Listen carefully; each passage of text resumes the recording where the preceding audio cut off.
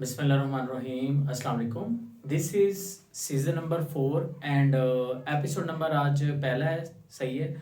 और बेटा आज हम लोग जिसको डिस्कस करना है ना टॉपिक को, वो है हमारे पास सेल साइकिल। और मैं आपको बता दूं, this is a live class जो कि चल रही है हमारे पास, ठीक है। और आपके जो पहले 3 सीज़न है वो मैंने कवर करवा दिए हैं। आपको पता है कि आपके जो टेस्ट है वो भी हो चुके हैं, और कुछ बच्चे जो हैं वो हमारे साथ रिसेंटली ज्वाइन किए हैं, ठीक है। इस क्लास में बैच नंबर जो आपका पहला चल रहा है उसके अंदर। तो फाइनली तौर पर जो स्टूडेंट्स हैं जो नए हमें देखेंगे, ज्वाइन करेंगे यूट्यूब के ऊपर या फेसबुक के ऊपर या कहीं पे भी, तो उनके लिए एक सजेशन होगी, you are at a right place at the right time and the perfect time, ठीक है। तो हमारे साथ अटैच रहना है, नहीं रहना तो भी उसमें आप ही का लॉस है, डजेंट मीन्स टू अस।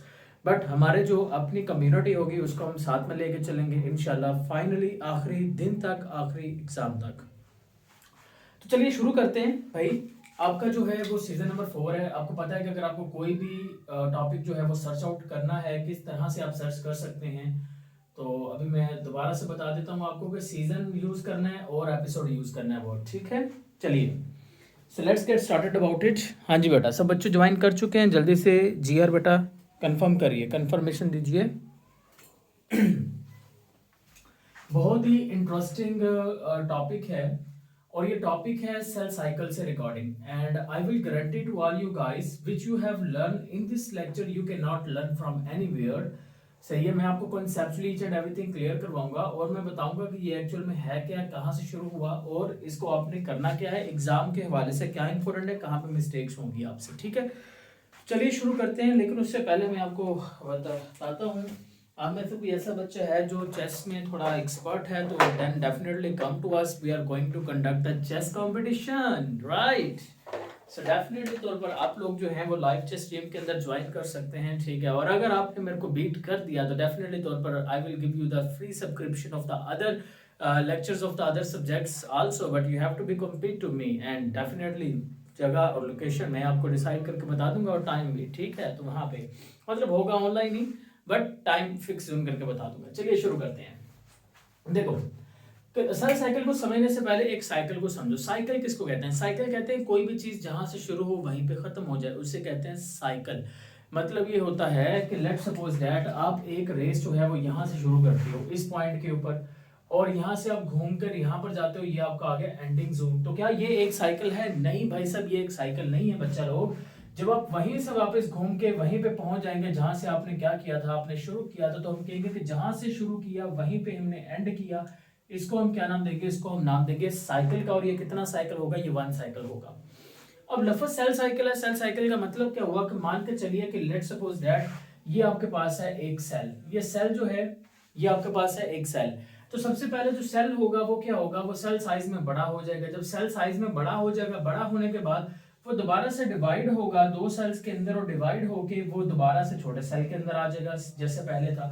तो देखो, छोटे सेल से शुरुआत की, बड़ा हुआ, डिवाइड हो गया, फिर छोटे सेल के अंदर आ गया। मतलब जहां से शुरू की वहीं पे हमने खत्म किया।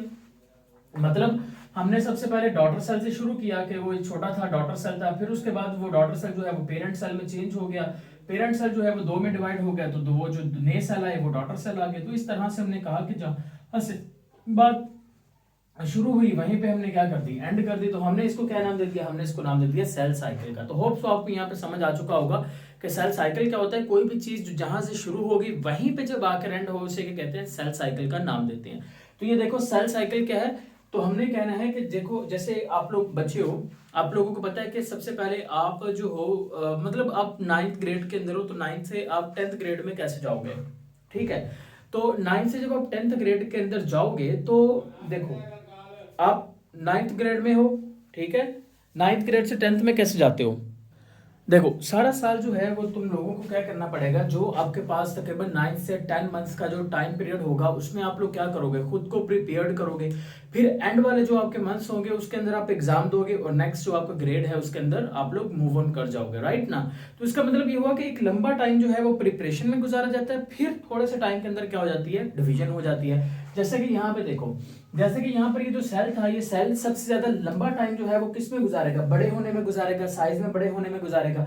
तो जब ये साइज में बड़ा हो जाएगा, तो फिर ये उसके बाद क्या होगा, फिर ये डिवाइड होगा। मतलब ये हुआ कि अगर हम सेल साइकिल की बात करते हैं तो सेल साइकिल के दो स्टेजेस होते हैं। पहला जो स्टेज होता है, इस स्टेज के अंदर सेल जो होता है वो क्या होता है, वो साइज में बड़ा होगा, और जब वो साइज में बड़ा हो जाएगा उसके बाद वो क्या होगा, वो डिवाइड होगा, दो के अंदर डिवाइड हो जाएगा। तो इसको आपने क्या नाम दे दिया, सेल साइकिल का नाम दे दिया। मतलब सेल साइकिल में आगे कितने फेज होंगे, दो फेज होंगे। पहला फेज जो होता है वो क्या नाम होगा उस फेज का, उस फेज का नाम होगा इंटरफेज, और दूसरा जो फेज होगा उसको आप नाम देंगे माइटोटिक फेज। मतलब जो इंटरफेज होगा उसमें क्या होगा, सेल खुद को पहले तो तैयार करेगा, बड़ा करेगा, साइज में डिवाइड होने के काबिल बनाएगा, फिर उसके बाद वो डिवाइड किस फेज में होगा, वो माइटोटिक फेज के अंदर क्या हो जाएगा, डिवाइड हो जाएगा। क्लियर होगी बात। तो इस तरह से ये चीज आपने याद रखनी है। जब हम इसको कलेक्टिवली पढ़ेंगे तो हम इसको क्या नाम देंगे, हम इसको नाम दे देंगे किसका, सेल साइकिल का।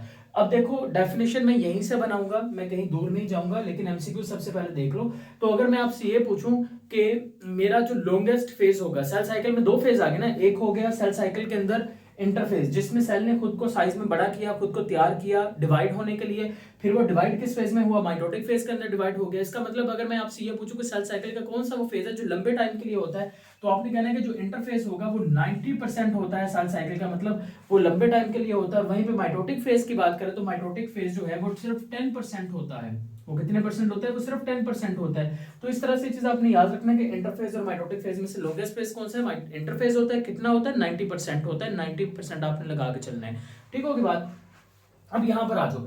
अब देखो what is cell cycle, this is cell cycle. तो मैं कहूंगा cell cycle is a series of reaction, series of changes, reaction मत कहना, series of changes.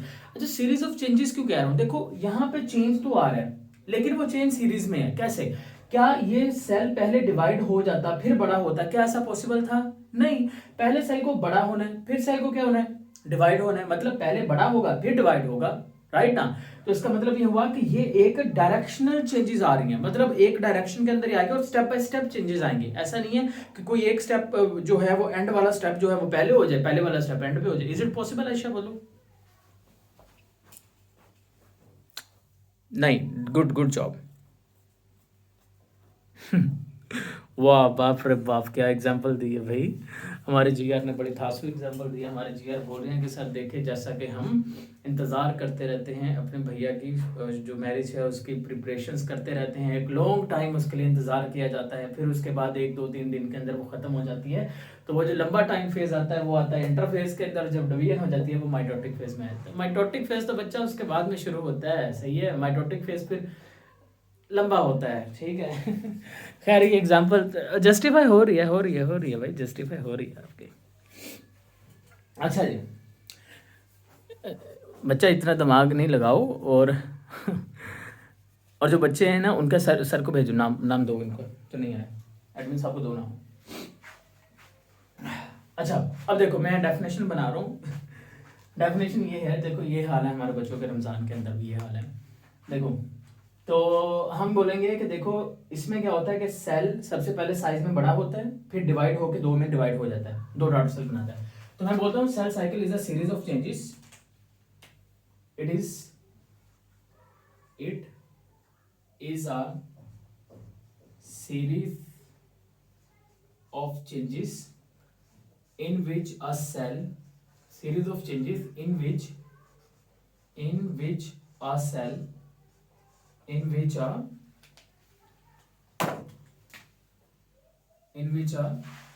cell increase in size, and divide to form two daughter cell is called cell cycle. Cell cycle के अगर आपने याद रखना है कि steps of cell cycle, तो हम यहाँ पे लिखते हैं स्टेप्स। मैंने हेडिंग क्या दी, steps of cell cycle. Cell cycle के कितने स्टेप्स होते हैं, तो आपने कहना है कि सेल साइकिल के होते हैं बुनियादी तौर पर दो स्टेप्स। उनमें से पहला स्टेप का नाम क्या होगा, वी कॉल्ड इट इंटरफेज, जिसको हम एक और नाम भी दे सकते हैं, मिस्टेकनली कॉल्ड रेस्टिंग फेज। मैं इसको एक्सप्लेन करूंगा बाद में। Interphase is also mistakenly called resting phase, ये पॉइंट्स बनाते जाओ। ये आ गया 2 और ये आ गया माइटोटिक फेज, माइटोटिक फेज आ गया। जो इंटरफेज है ना, इंटरफेज बच्चा, इंटरफेज आगे चल के ये डिवाइड हो जाएगा मजीद फेजेस के अंदर। उनमें से एक होगा G1 फेज, फिर आपने याद रखना है एस फेज, एस फेज, फिर आपने याद रखना है G2 फेज, फिर आपने याद रखना है G0 फेज। तो ये फेजेस होते हैं इंटरफेज के। माइटोटिक फेज की बात करें तो माइटोटिक फेज में बेटा दो तरह के, मतलब जो सेल के डिवीजन होते हैं ना, वो दो तरह से हो सकती है। या तो सेल की डिवीजन होगी माइटोसिस के जरिए से, या सेल की डिवीजन होगी बेटा मियोसिस के जरिए से। अगर सेल की माइटोसिस के जरिए से डिवीजन हुई तो 2 डॉटर सेल बनेंगे, 2 डॉटर सेल बनेंगे। और अगर मियोसिस के जरिए से हुई तो कितने डॉटर सेल बनेंगे? 4 डॉटर सेल बनेंगे, 4 डॉटर सेल बन जाएंगे। मतलब क्या हुआ? मतलब ये हुआ कि देखो ये मेरे पास एक सेल है, इसमें 46 क्रोमोसोम है। अगर ये एक सेल डिवाइड होकर 2 सेल बनाए और दोनों में नंबर ऑफ क्रोमोसोम सेम रहे 46 46, तो आप कहोगे कि ये जो डिवीजन है इस माइटोटिक डिवीजन का नाम क्या होगा? अब बोलोगे सर इस माइटोटिक डिवीजन का नाम है माइटोसिस। और अगर मान के चलो कि ये मेरे पास सेल है, इसमें 46 क्रोमोसोम है, और अगर इसमें डिवीजन होती है मियोसिस, तो मियोसिस 1 के नतीजे में 2 सेल बनेंगे और उनके अंदर नंबर ऑफ क्रोमोसोम आधे हो जाएंगे। 46 है, 46 का आधा क्या होता है? 23। फिर मियोसिस 2 होगी, मियोसिस के 2 स्टेप्स होते हैं, मियोसिस 2 होगी। फिर इस तरह से अगर आप देखो तो आपको 1 2 3 4 सेल और आगे नंबर ऑफ क्रोमोसोम 23 23, मतलब इसी तरह से रहेंगे। तो ये आपने याद रखना है।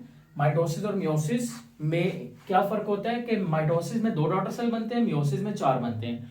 माइटोसिस में नंबर ऑफ क्रोमोसोम सेम रहता है, मियोसिस में नंबर ऑफ क्रोमोसोम आधा हो जाता है। और ये दोनों होती क्या है? ये माइटोटिक फेजेस के अंदर आती हैं। और एक बात नोट की, जब मैं पेरेंट सेल को डिवाइड कर रहा हूं तो मैं डॉटर सेल कह रहा हूं। कोई बता सकता है कि मैं इसको डॉटर सेल क्यों कह रहा हूं? मैं इसको सन सेल क्यों नहीं कह देता?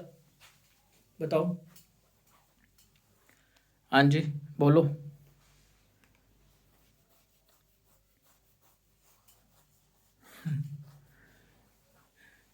बच्चा कह रहा है सर आपकी बायो आपकी मर्जी। हाँ ऑफ कोर्स बेटा, आपकी बायो आपकी मर्जी, आप जो मर्जी कर लो। लेकिन दिक्कत ये है कि अब आपकी बायो है आपकी मर्जी, आप यहाँ पे लिख दो सन सेल, तो मैं आपको कल को ये पूछूंगा भाई क्या तुम्हारे घर के अंदर जो सन है, जो मेल है, वो आगे ऑफस्प्रिंग प्रोड्यूस कर सकता है? प्रेग्नेंट होता है क्या? है आगे उसमें डिवाइड होने की प्रक्रिया होती है?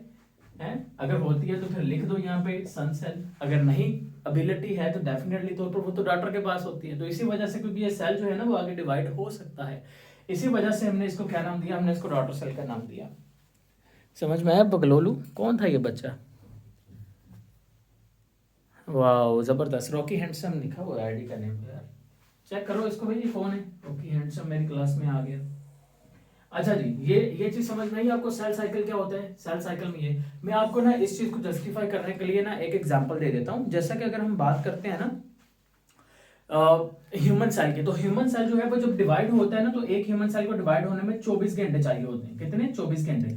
वो उन 24 घंटों में से ह्यूमन सेल जो होता है ना, वो तकरीबन 23.5 घंटे जो है ना वो कहां पर गुजरते हैं? उसके 23.5 घंटे उसके इंटरफेज में गुजरते हैं। और माइटोटिक फेज में सिर्फ 30 मिनट होता है।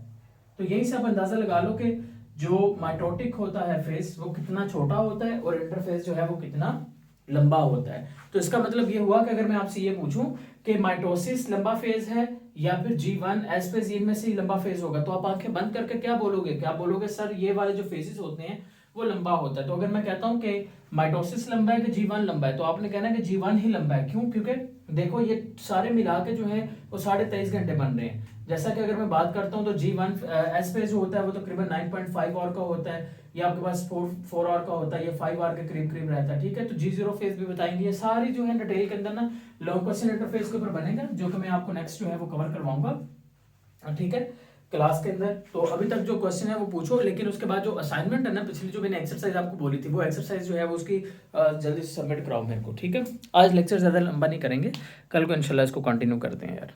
कुछ क्वेश्चन है तो पूछो अब जल्दी से, हरी अब।